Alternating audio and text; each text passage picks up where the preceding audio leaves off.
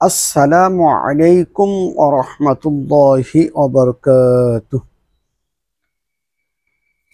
ইবনে উমর রাদিয়াল্লাহু তাআলা আনহু قال قال رسول الله صلى الله عليه وسلم بر آباءكم يبر أبناءكم।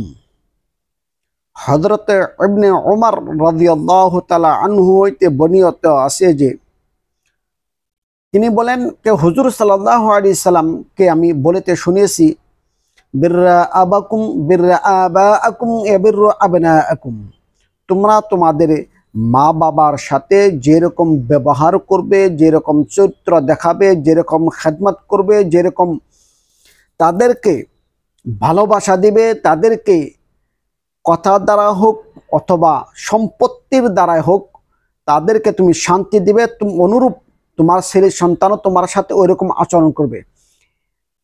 আমরা এই কথা অন্তরে গাইতে নেই, যেরকম আমরা নিজেদের মা বাবার সাথে যেরকম আচরণ করব, হুজুর সাল্লাল্লাহু আলাইহি সাল্লাম বলেছেন অনুরূপভাবে তোমাদের ছেলে সন্তানও ওই রকম আচরণ করবে। সুবহানাল্লাহ।